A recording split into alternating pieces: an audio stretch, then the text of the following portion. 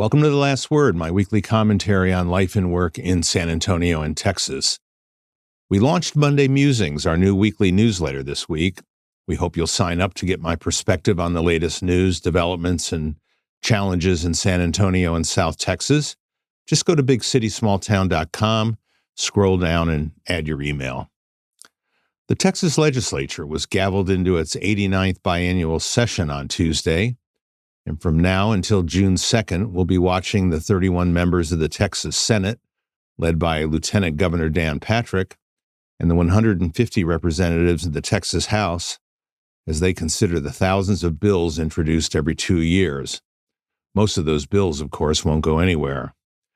Republicans hold commanding majorities in both houses, 19-12 in the Senate and 83-65, with 2 vacancies in the House. With Greg Abbott firmly in power as Texas governor, that's an office he's held since 2015, there's no mistaking who holds power in the state and the legislature.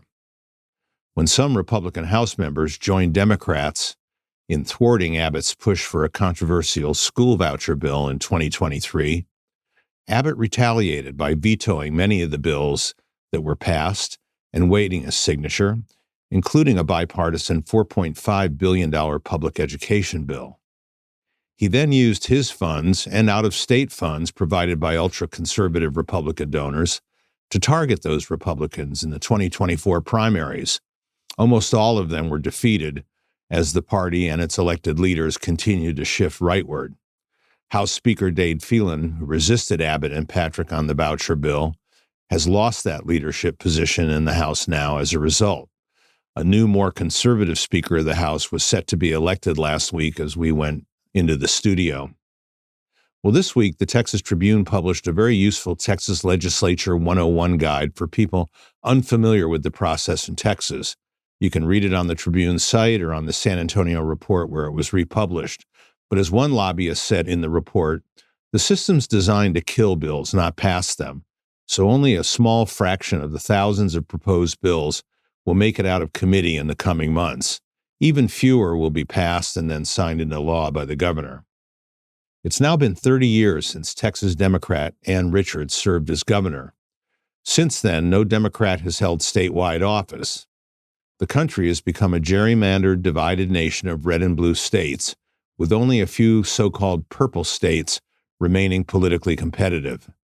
Texas was one of the very first states to become a one-party state. Democrats may hold individual Senate and House seats and even represent a majority in major cities, including San Antonio, but they are largely powerless to affect public policy statewide. That, in my view, is at the heart of the state's failures to address and adequately fund the most pressing issues in the state, starting with public education. Many Republicans, including Governor Abbott, speak disparagingly of public schools in Texas, even as those schools struggle with some of the lowest per capita student funding in the country. Now, Abbott is expected to get his school voucher bill this session.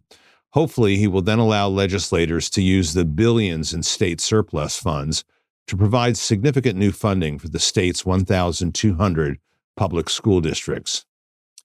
Even if you do not have school-aged children, you should know that many of those districts have less funding than they did before the pandemic, and subsequent budget cuts have left the state's 5.5 million public school students and their teachers woefully lacking the support they need to succeed. Each year that schools remain underfunded is a year of disinvestment in our state's future, particularly for minority children attending inner-city schools. There are, of course, other pressing issues. Tens of billions of dollars in windfall revenue left from the last session and a robust economy give legislators this season options that other states can only dream of.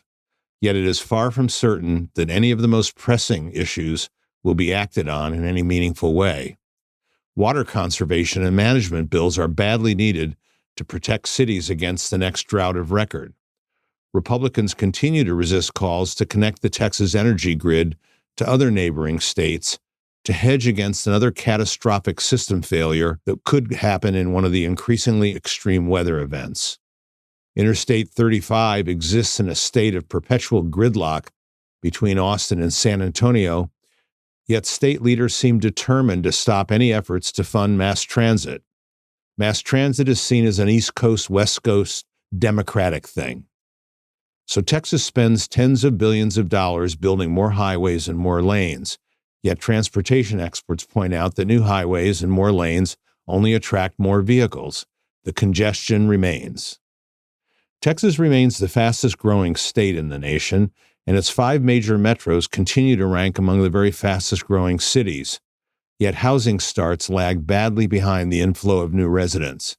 The housing crisis grows worse in cities like San Antonio by the year, with housing prices rising, coupled with high rates of interest for mortgages. So rents continue to rise as more and more families are pushed out of home ownership. Texas Comptroller Glenn Hager has said lawmakers will have almost $195 billion available in general revenue for the 2026-2027 biennium budget. The estimated funds include $23.8 billion left over from the last session, and the rainy day fund, the state's savings account, will exceed $20 billion this year. That's a cap set in the Texas Constitution that requires lawmakers to draw down that fund by at least 10% for worthy projects. Will all this surplus funding lead to transformative policy initiatives that move Texas forward? Call me a realist. As long as Texas remains a state where one party holds all the power, we can expect the ruling party to act in its own interests, not those of the state's 30 million citizens.